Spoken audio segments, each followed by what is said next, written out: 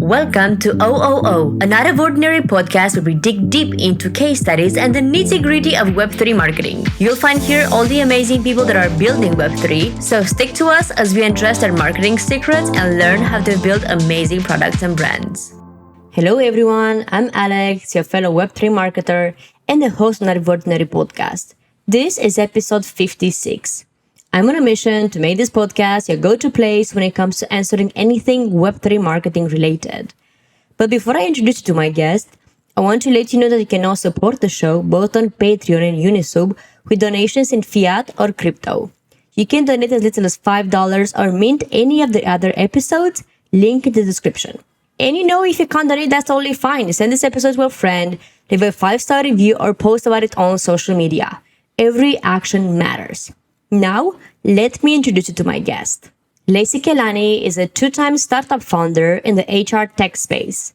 She's currently building Metaintro, a generative AI product that enables users to engage in conversations around their career, including job search, resume refinement, and introductions to professional toolings and services, reducing the time to hire.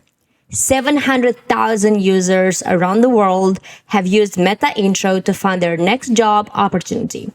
Metaintro is backed by near blockchain, Aave, and Web3 investors having just raised $5.6 million. This is also the largest seed round led by a female founder in the Web3 HR tech space. Hi, Lacey. How are you? Hello. I'm good. How are you?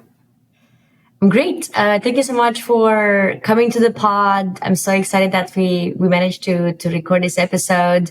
And to kind of kick it off, would you like to tell us a bit about yourself and how you got into Web3? Yes. So this is my second startup, Metaintro. My first startup was also in the labor market space, which was venture-backed and sold. And prior to that, I was in recruitment. And during the sale of my last startup, a lot of my founder friends were making their way, whether that was building a first product or pivoting into the Web3 space. And naturally, I fell into that rabbit hole too. So it started with an essay from Matthew Ball, and then it turned into a weekend of minting NFTs. And then I said, there has to be something here that I can apply to the recruitment space. And fast forward 2 years, we're building Metaintro. It's pretty amazing that you managed to include Web3 into what you were already doing. And I think that's kind of how we're going to be able to grow the space. Something I wanted to ask you is that, and from what I know, in 2020, you managed to secure $5.6 million in investment. Can you tell us a bit more about what is Metaintro? How is it reshaping the professional job market in Web3? And what are some key areas you've directed in this investment on? Yeah, so we raised 5.6 in 2022 from a slew of wonderful investors. We're backed by some large ecosystem players, including Near and Aave, as well as leading VCs like Druid Ventures. And at the time, it was in the spirit of reducing the time to hire by bringing credentials within an individual's resume on chain. And as you know, as I'm sure a lot of people are listening, the hiring process, the job search process is absolutely agonizing. The time to hire is lengthy for all different reasons. And we're not even talking about the issue of getting in the door. And when you look at reducing the time to hire, at the time, we were seeing verification as an issue as to why there's such a lengthy time to hire. And hence us at the time raising funds to build a resume wallet for Web3. And over time, the 5.6 has gone to building that. But as we've listened to our customers, all people want is a job. And finding a job is a very difficult process. Right now, if you're looking for a job, as you might know, as other people might know, you're looking in all different places. You're looking on professional social networks. You're looking on different job boards. You're searching and scouring Google. And the discovery part of finding a job is very time consuming. And so we said, what if we could, instead of focusing on verification, focus on the biggest hurdle for job seekers today, which is discovery? And what if we can build a product that takes every single job in the entire world and match it to somebody's resume to showcase the most relevant job opportunities that are possible in a single thread? And so today, Metaintro is a generative AI product that enables users to engage in conversations around their career, specifically within the job search process. And yeah, I will pause there. I could keep going. Job search process is terrible. So just trying to fix it. I think a lot of, like, myself included, and a lot of other people in my community, like we're always complaining about it, and every time I post about it, like, everybody is commenting on it. Even today, I had a discussion with my community about it. One of the questions that I prepared for you a bit later on in the conversation, but probably I should be asking it right now, because you brought up the discussion about the utilization of AI. How do you guys use AI to integrations to enhance the job search and the recruitment process? Yeah. So when you go to metaintro.com, you'll create an account, and then it plops you into a feed that prompts you to upload your resume. Our proprietary AI model then parses that data and connects and finds a job within our database, or dozens of jobs within our database that are most relevant to you. So we use AI in the spirit of discovery and matching very specifically. How important do you think is having your resume on chain? And is that the future? Because I'm asking you this because I've seen a lot of discussions about it. So this is not the first time I'm talking to somebody about it. Yeah. Had you asked me that 2 years ago, I mean, that's what we went out and raised for. We were very bullish on moving the resumes to be on chain to reduce the time to hire, because once parts of your resume are on chain that can be verified sources, recruiters no longer have to call your references. They don't have to call your past employers. Maybe there's skill aptitude tests that are put on chain that could replace the need for a skill-based test within the recruitment process. And that at the time, and I think even still today, that was the largest round done in the HR Web3 space. And I still don't think it would have been enough to move the needle on the market.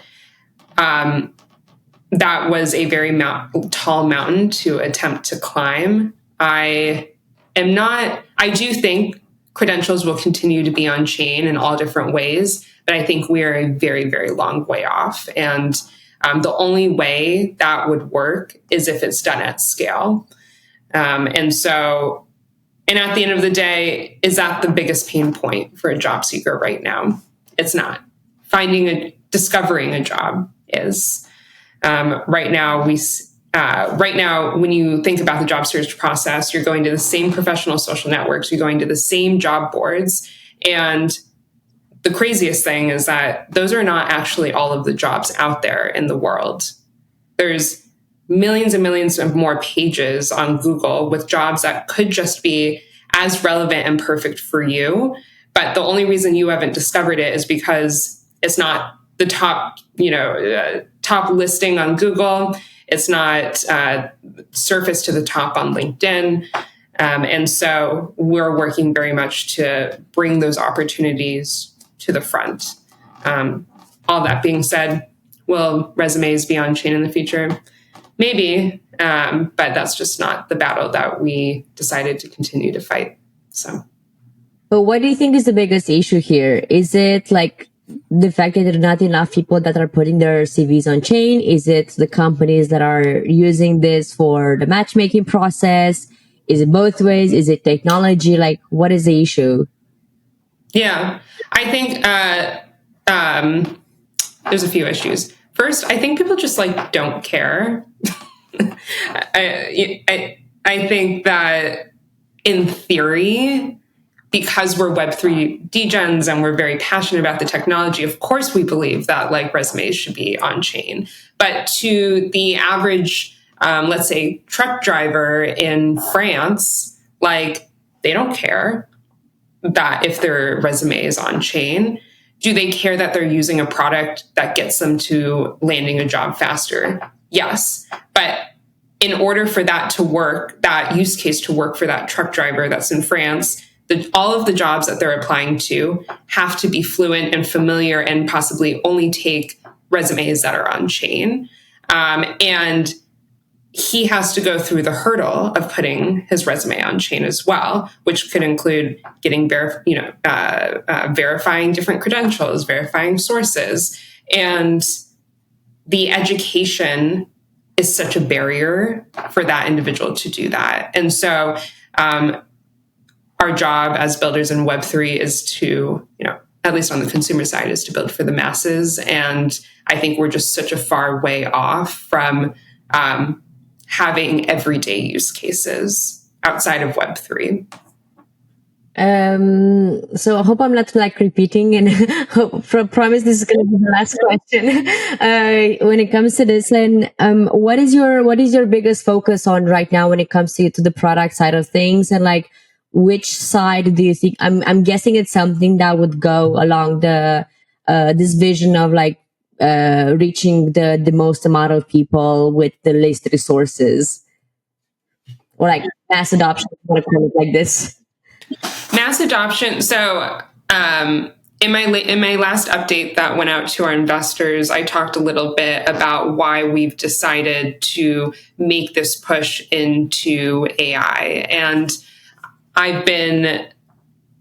my motto up until right then was, I want to use Web3 and AI technology to help people land a job in the industry. And I think since listening to our customers and our community, since being in the market space or in the market for so long, the motto has switched from like, how do we use AI and Web3 technology to help people land a job, period.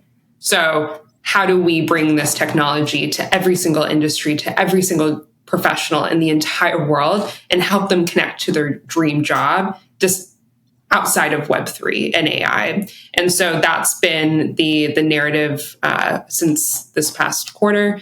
And our full focus has been on building product and shipping as fast as we can so that we can help people today. And so soon you'll be able to go to metaintro.com and you'll see what I'm talking about.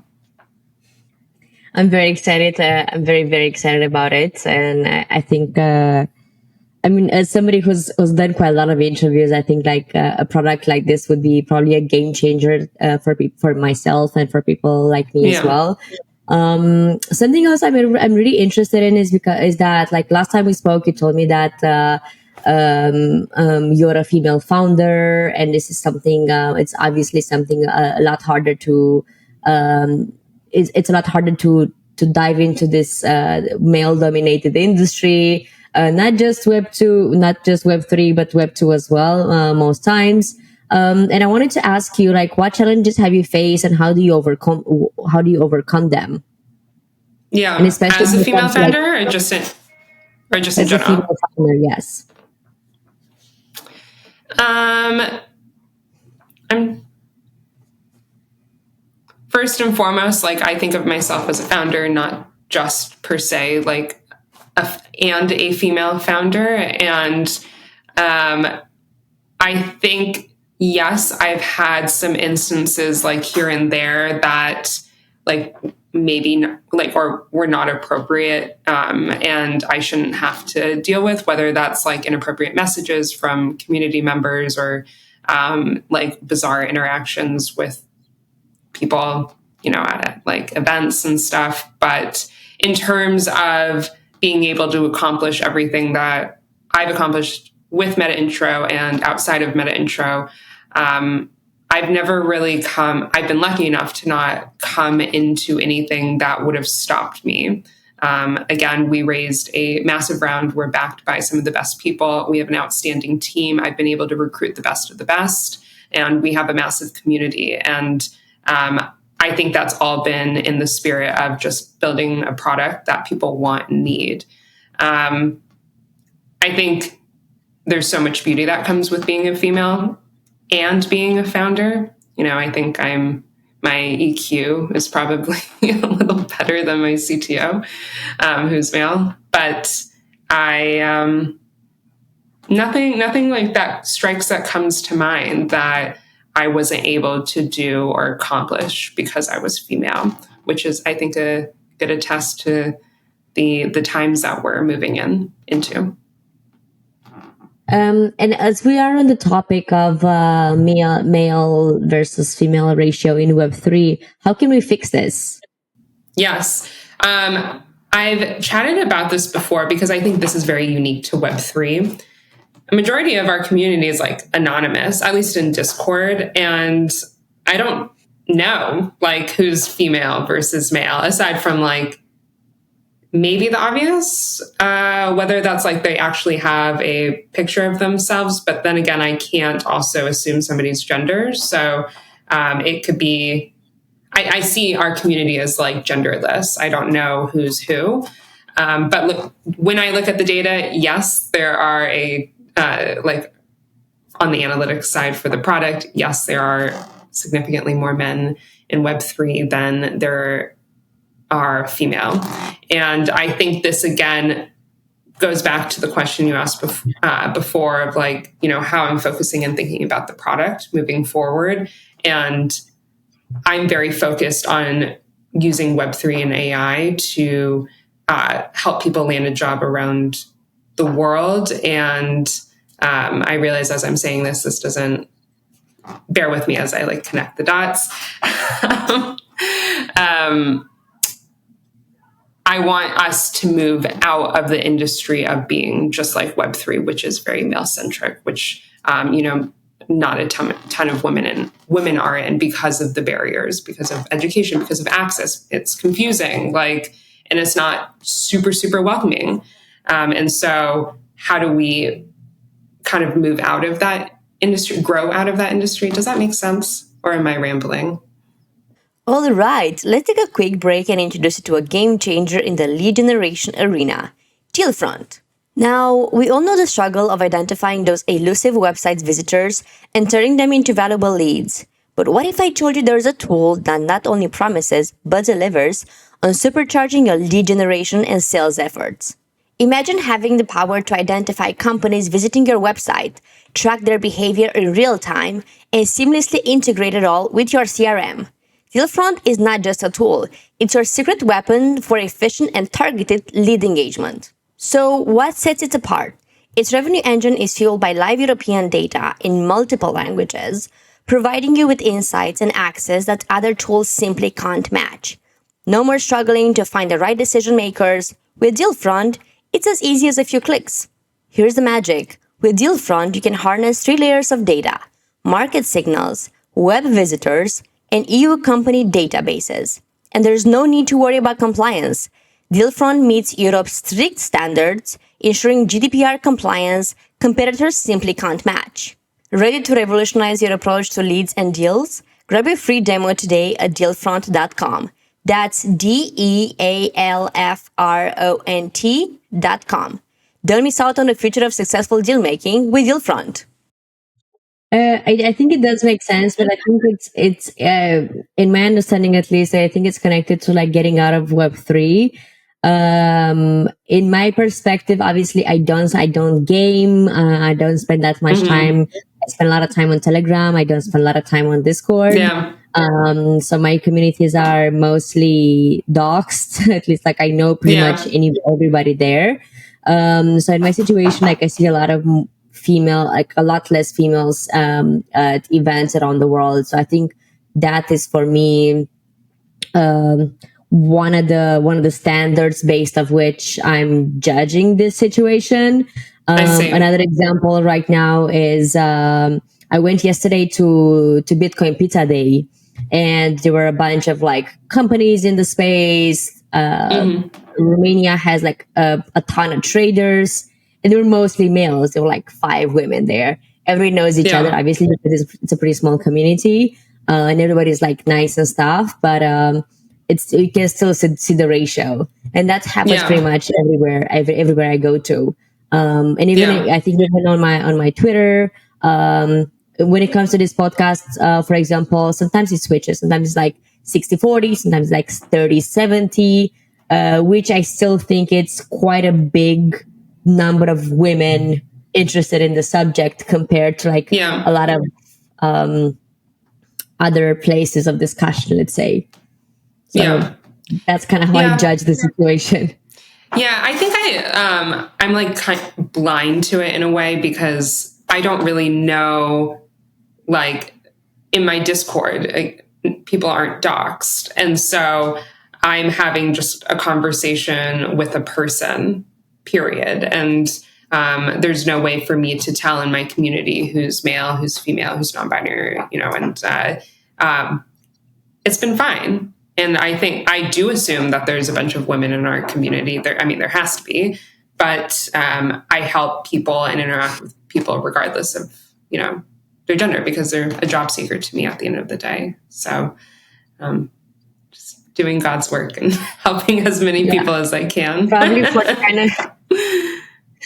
for the kind of product that you're building, it's more for like everybody. I'm always laughing at this when I talk to with speakers, and that's only that, like many times when you speak to founders, you ask them like, who's the target audience, and they say everybody in Web3. Well, this is the kind of product where everybody in Web3 is a target. And I love to find these kind of companies that actually match this, let's say. Something else I know is very important for you is their job fairs and IRL events. What impact have you had on connecting job seekers with opportunities in Web3 at this offline events? And how does IRL compare to online job seeking and matching? Yes. So every year we host anywhere between 5 to 6, sometimes 8 IRL job fairs, which is and could be startup within itself. There's so much that goes into hosting one job fair, let alone, a handful of job fairs. And our goal is to bring as much value as we can to these fairs as possible. And sometimes value doesn't mean just connecting a job seeker to an employer. Value for us also looks like helping people update their headshots, fixing their resumes, bringing recruiters and experts in the room that can talk about the industry and talk about, market trends and give insights that might be helpful to a job seeker within their search. And we look at it from a very holistic lens as how can we help you in every single aspect of your journey to landing a job and then beyond that. And so IRL events for us are a ton of fun. We hosted the official job fair for ETH Denver, NFT NYC. The list goes on. And this year we have another handful of IRL events that we're hosting. And there's nothing like an IRL job fair. You have to come to one and you'll see exactly what I'm talking about. There's energy. We have a DJ in the corner. There's coffee.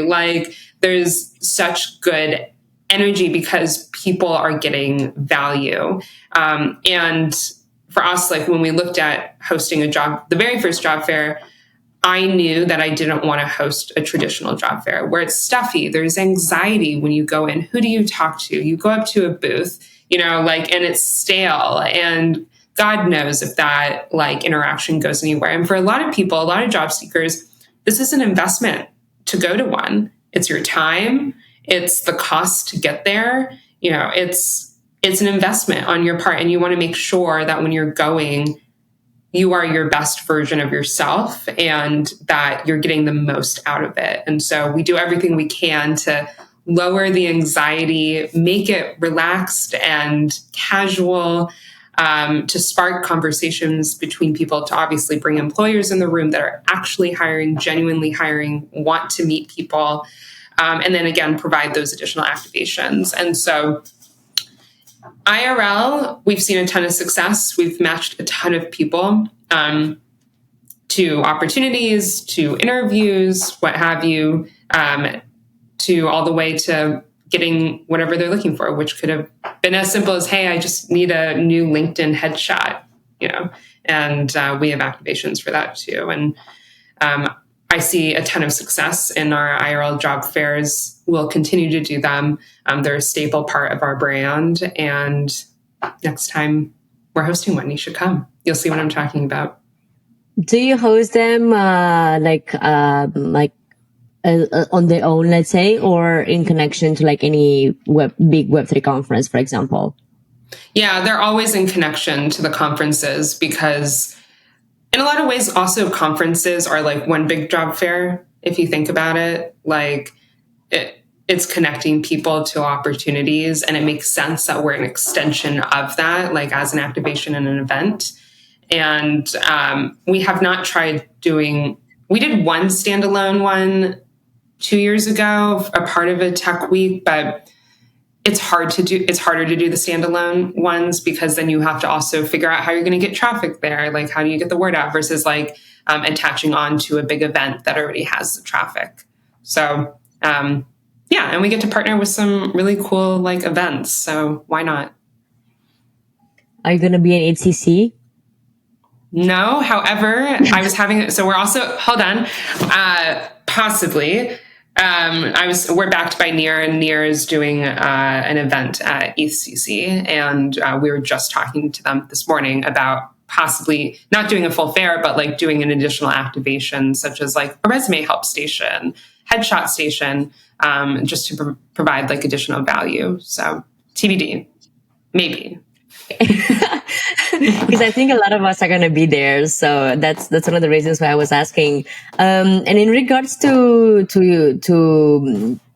international events and so on, I know you guys address the global markets. Considering you guys operate in 170 countries, if I got the number correctly.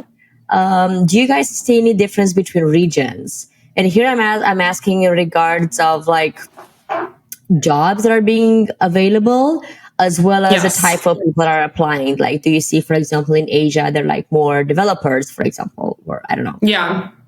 Are we talking specific to Web3 and AI, or are we talking like the entire labor industry? I think I'm interested. Let's do both. If you have any data or if you have any insights for both, let's do both. Yes. So other industries that we operate in, fun fact, healthcare is massive for us, manufacturing, hospitality and leisure, and then emerging technology, which for us is the Web3 AI industry. Obviously actually not obviously, because you're also not US based, so you might not know this, but in the US, the leading industries right now as a part of the most recent labor market report, healthcare, hospitality and leisure, construction are the leading industries right now. And there's a shortage of talent. And I think that also parlays into there's a shortage of people or education. And so I think we have a long ways to go, but those are the most growing industries right now in the US. We also operate, India is a really big market for us. In India, hospitality and leisure is a really big one, in agriculture, which we are not quite in yet, but I do see over the next 24 months us being able to support that industry as well.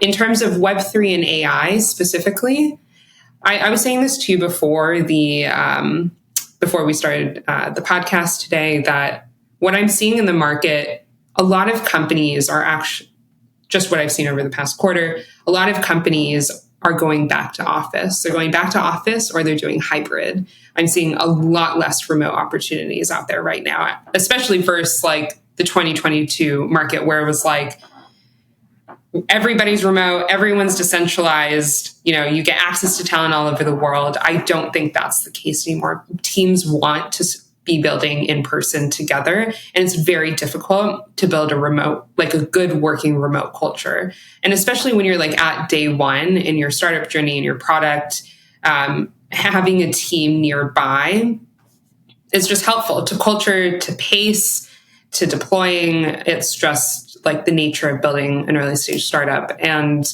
I think you're going to see that shift in the job market over the next few months, a lot of companies are going to be going back in office.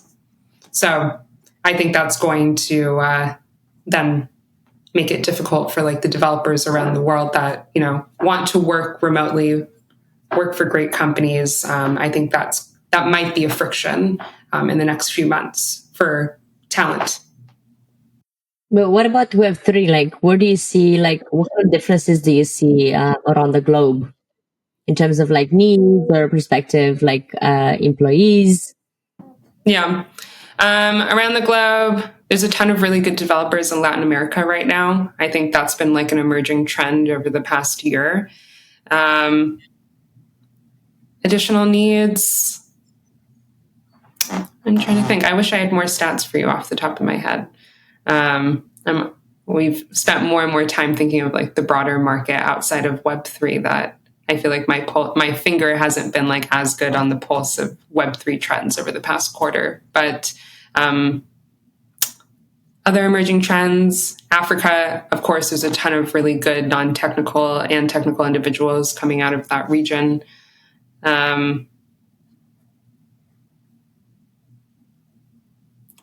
don't know. I don't have any good stats for you. I'm sorry. No, that's fine. It was just a curiosity. I want to give you accurate stuff too. So I don't want to like give too much of a bird's eye overview. I want to give you something more specific. So I mean, that's okay. Like I get like different kind of impressions every time I go to an event, because I do feel like events in Europe give you a certain type of vibe. I've been right now to Dubai, which is not exactly Asia, but like it's somewhere in between. And you get a totally different kind of vibe, a totally different type of people come there as well. Or at least the ones that I've met at Token 2049. So it's interesting from like event to event. So like every 2 months, my perspective changes. And I agree. Like events are such a good way to see the pulse in the market. Like Denver this past year, Denver's also like a melting pot. I think it's unfair to like categorize it by region because people come from all over the world to be a part of this event. And I met people from, again, all parts of the world that were engineers. I met a lot of PMs this year, which was different than last year. And BD. Denver, there was not a lot of like marketing, non-technical. No, there wasn't a lot of marketing, not a lot of community, not a lot of legal.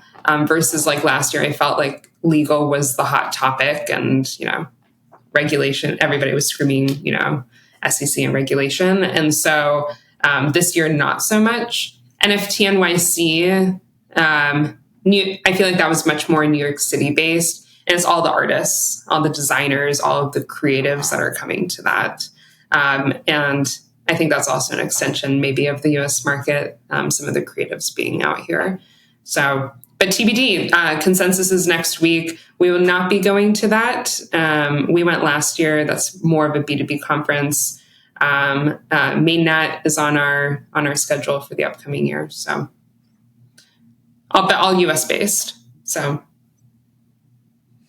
I mean, let's see. Like the situation with BDs, like I've noticed that as well. I feel like right now it's the new hot thing to do in Web3. So looking forward to see. In like I'm gonna let things pass for like a month or so because I just got out of like NFT Bucharest like 2 weeks ago. So I need like to let the feeling settle a bit and like then go to the next event and see how that feels as well. Something else I wanted to ask is that who do you think is easier to land a job in Web3? Recent graduates or normal people with Web2 background? I'm seeing this debate quite a lot online, and that's one of the reasons why I wanted to ask you this. Yeah, I was actually just talking. That's a great question because I was just having this conversation yesterday with a founder who was thinking about the candidates that are in front of them in the interview process. So early stage startup founder in the crypto space, building something really cool. We hop on a call and he's like, Lacey, I have a candidate that I'm looking at right now that I really, really love. And I think they're great. They're a full stack engineer. However, they're not crypto native. and I'm not sure if this is the candidate for us. And I think the reason that he's grappling with this problem is, it's hard to hire non Web3 like crypto natives at day one, especially like when you're building the foundations. I think it's easier for larger companies that have teams that can support and foster a culture of education and learning and the sense of an open door for anybody to come into the industry, but not for day one startups. I think that's much more difficult. And because you're still building the foundations. And I see it all.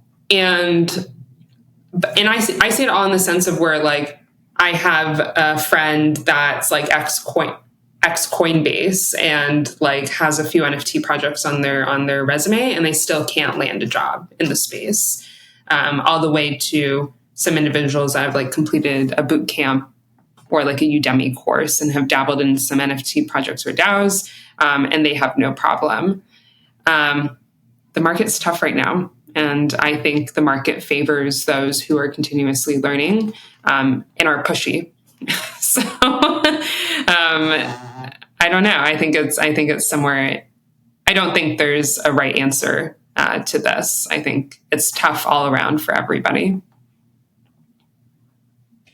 Who can understand this industry? Honestly, I feel like it's so complicated sometimes. Like, and especially when it comes to like jobs and roles and like needs and stuff. Like, to me personally, this is the biggest dilemma in general.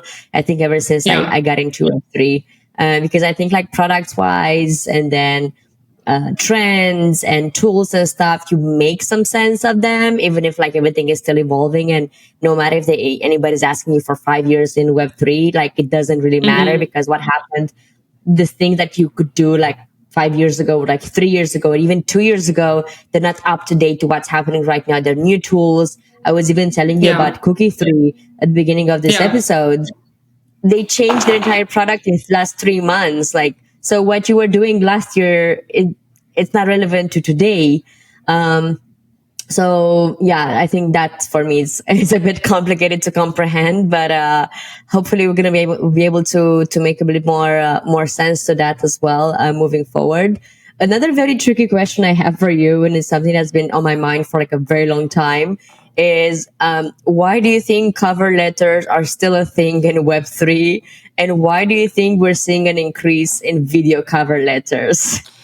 I have no idea why cover letters are still a thing, and especially in Web3, nobody reads them. I think the only reason recruiters might come for me, like, but this is probably like a very unpopular opinion, and I'm sorry to like say it like this, but I feel like cover letters help recruiters or the hiring managers scan faster because oftentimes, everybody right now in your ATS system that you're using, ATS system will tell you who's a good candidate based on keyword matching or whatever AI tool that they have built in the background. And a cover letter adds additional keywords to the overall like application, and so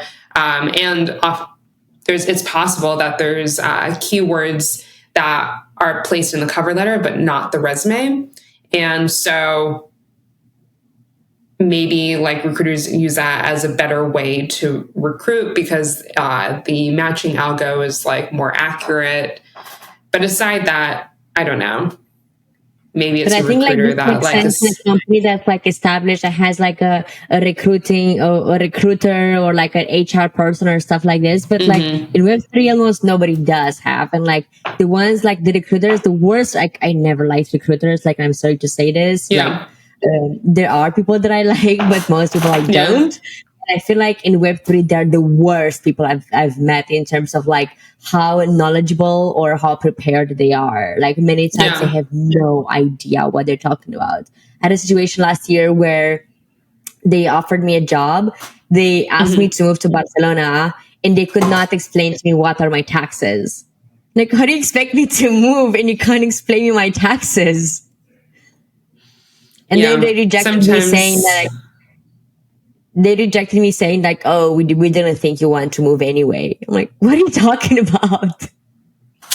Yeah, it's unfortunate that you have these experiences with recruiters, because this is also like your first introduction to a company, and like that's your taste of the culture and of the company based on that like first interaction. And like nobody's perfect. I'm not perfect. And like I also work in the labor space, and I'm all things recruitment, and I'm human. There's sometimes candidates that slip through the cracks during my interview processes because I'm interviewing so many people, and I have the best intention, and I know, as somebody who like preaches this all the time, like that first interaction with a candidate is how they view your company and you as a leader, and that matters to me. I care what people think about our brand and how they interact with us. But not every Web3 company thinks like that. And that's a clear result, because they have a recruiter that, gives you a situation like you're talking about, which gives you a bad taste. So it's unfortunate. I don't think cover letters should be a thing. I think like when we hire, we don't require a cover letter. We ask like 3 basic questions that you could put like in your application or like a pseudo cover letter. But those questions like are very specific to us, and we want you to answer them because it gives us insight into how you think and how you process like complex questions, and how you present ideas. And we actually read those. And when people don't answer those questions up front, we don't interview them. So I think that's the best way to go about it. To your point, though, video interviews, that's a whole nother thing. What do you mean? No, it was like video cover letters. That's wild. Like what I'm seeing right now, they're like attach your cover letter, and then you have like record a video cover letter. I'm like, what is this? Am I going for the president of the US? What is this? Well, and I'm curious to people that do that, or companies that require that, like how many videos they actually watch, or if they're using, because I've seen a few of these products pop up, if they're using an AI product that is able to judge you based on your question or your answers to their questions, and how you explain things, your personality, and they're using a product that's attempting to answer some of like the soft skill questions that a recruiter has in the interview process without even having to talk to you, which is wild. I don't, maybe that'll be the future for some companies, but I don't know. It takes the personalization out of the process when you do that. So. Well, my wild guess was that it is still a pretty competitive landscape, and to find like the right candidates and stuff. Like, how important do you think employer branding should be, though? And do you guys do anything in this sense to help this company stand out? No, we don't. That's not our monkey, not our circus, as we like to say.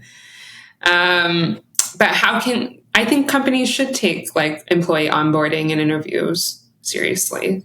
Again, it's your first interaction with potential. And even if it's not like an employee, that's a user. That could be a user at the end of the day. And, when you have to reject an employee, there's going to be a bad taste in that person's mouth regardless, because, they were just rejected. But if there's additional things that you can offer somebody, when you reject them, whether that's feedback or resources, you are putting your best foot forward. Like, for instance, when we reject somebody, we have a template that, here's our Discord that has a ton of other jobs in it. I like, if depending on the step within the interview process they've gotten to, there's like a little tidbit that says, for me personally, like, here's my LinkedIn, connect with me here. And if there's anybody in my network that I can connect you to, or any opportunities that I can connect you to, just let me know. And I think like doing those small things people appreciate, or at least I hope they do. 1,000%. The small things make a difference. You've spoken quite a lot about the fact that you're helping job seekers with their CVs, with their headshots as well. What are some must-haves in your CV in 2024 if you want to land a job in Web3? AI skills, AI skills, AI skills. What kind of AI skills? Like being able to use AI tools, I think is so important, and putting that in your resume is super crucial. Like for instance, Canva has an AI product. Notion has an AI product. Maybe in your resume, instead of putting that you can use Canva, you say you can use Canva AI as well. I think right now, knowing how to use like some of the Gen AI products like ChatGPT or Gemini are kind of similar to.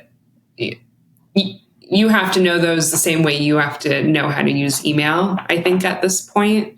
I think it's kind of expected, but put that on your resume that you know how to query correctly, you know how to interact with some of these products.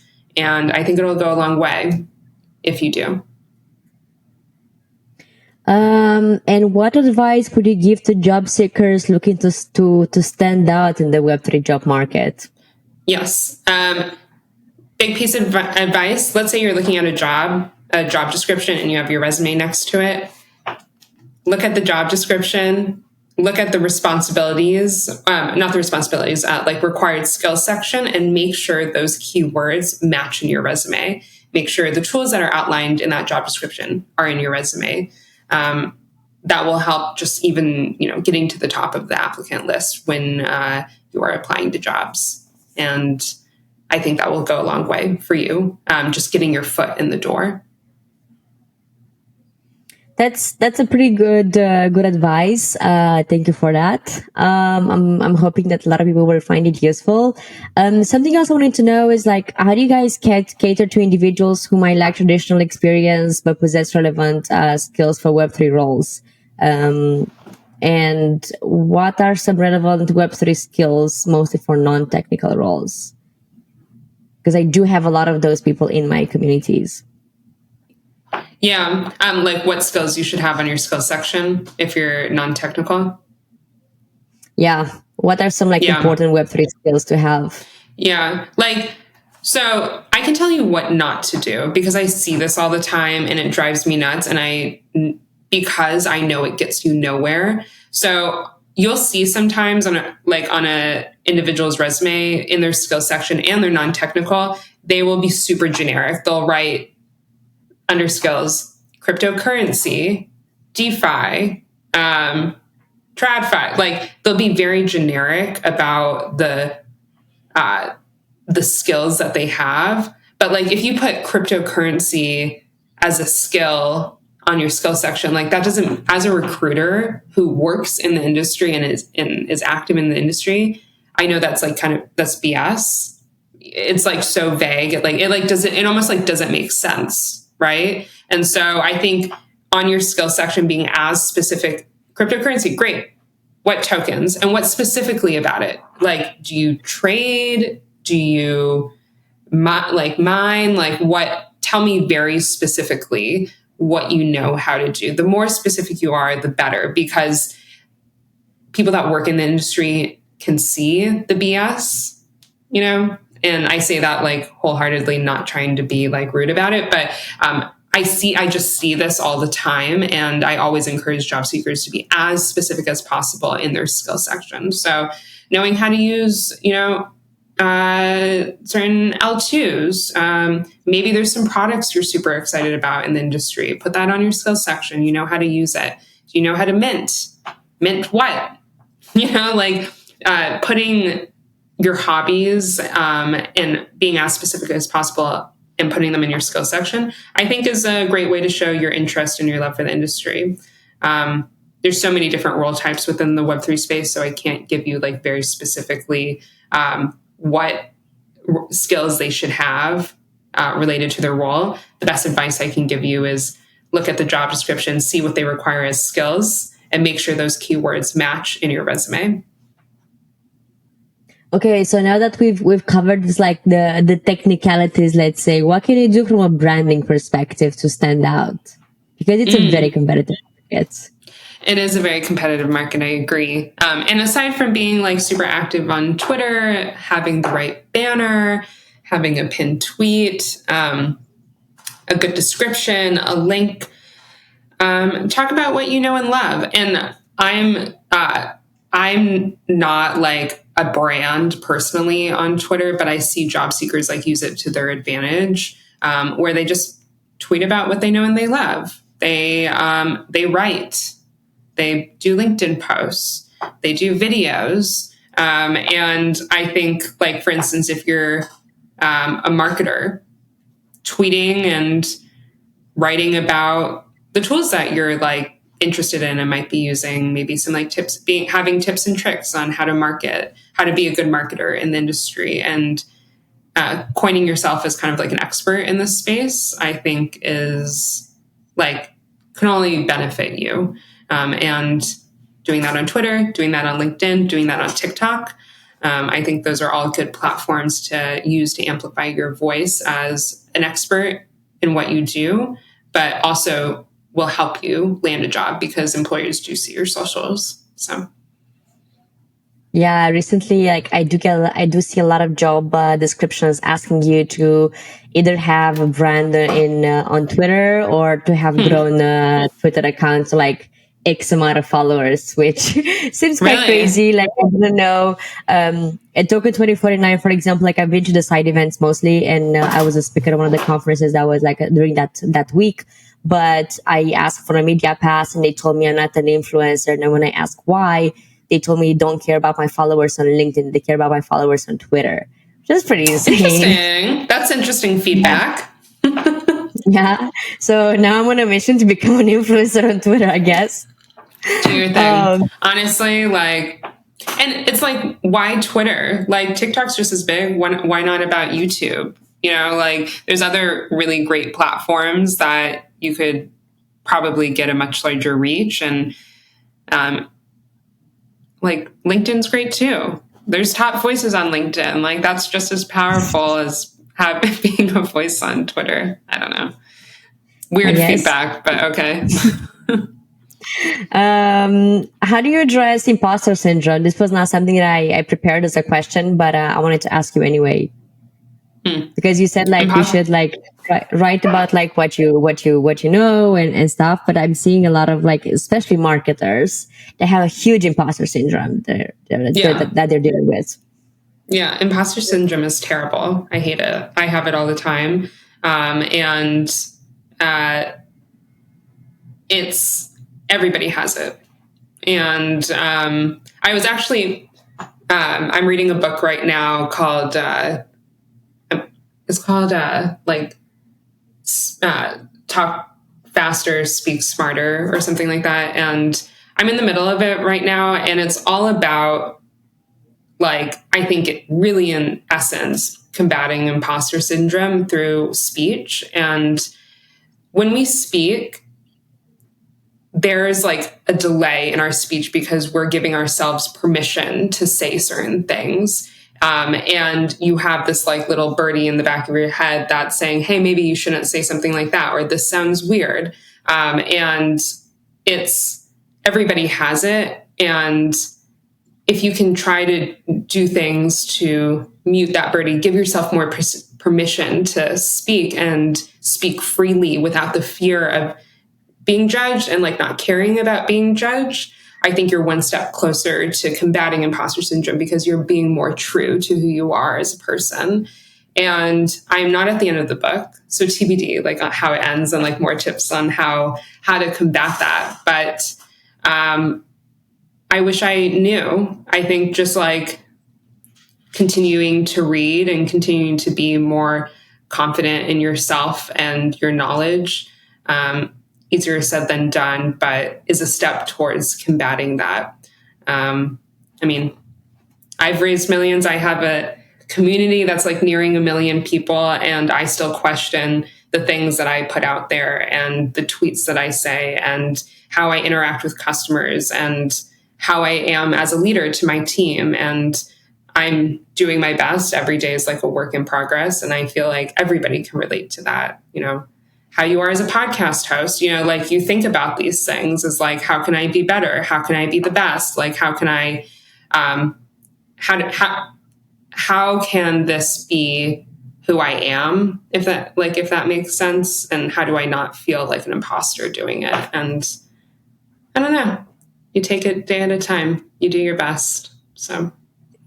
Yeah. Fake it till you make it. I guess that's what I tell myself every day. Yeah. Before we wrap up, Lacey, like what excites you most about the future of work in Web3, and how do you guys plan to stay ahead? I know you already mentioned the AI integrations, but is there anything that you want to add here, and what excites you here?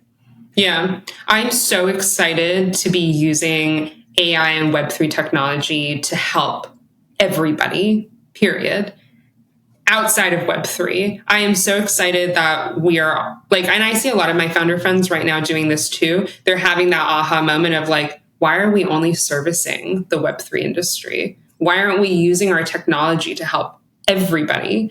And I'm very excited for that shift to start happening in the founder community, because it just means that we're going to be able to bring this technology to the masses, which was the whole point. And I think we've been kind of stuck in this builder era over the past 4-6 years of building only for our community. And I think the timing is now. There's a lot of people who are saying, let's build for everybody. And I'm very, very excited for this like next phase of builders to be exposing and using Web3 technology to help the world. So it's exciting times. That is indeed. Can you give me an example of a tool or resource or newsletter or anything that you might find useful, or the listeners could find useful to learn more about the industry, or anything else that you find interesting and we have talked about in this episode? Yeah, like what I'm reading right now, or whose lists I'm on Milk Road is fantastic for like industry news. TLDR is fantastic. Obviously, Metaintro's newsletter, we cover all of the best jobs in the industry. I think those are the three that I genuinely every day open. So if you have an opportunity to get on those lists, definitely do so. They're good morning reads. Perfect. Lacey, where can people find you? At Lacey Kaelani on Twitter, and at Metaintro across everything: TikTok, YouTube, LinkedIn, Twitter, Snapchat. We're there. Well, perfect. Thank you so much for being with me this hour. Really appreciate your time, and looking forward to speaking to you as the bull market develops, as you're doing more integrations, and you can come up with more examples of the work that you do. And I'll see you next time. Thanks for having me. Thank you so much for listening to our Out of Ordinary podcast. If you enjoyed this episode and you would like to hear more content like this, then open up the podcast app and click on the follow or subscribe button. It takes less than 5 seconds and is the single best thing you can do to support the show and stay up to date to more marketing strategies that are being used in the Web3 space.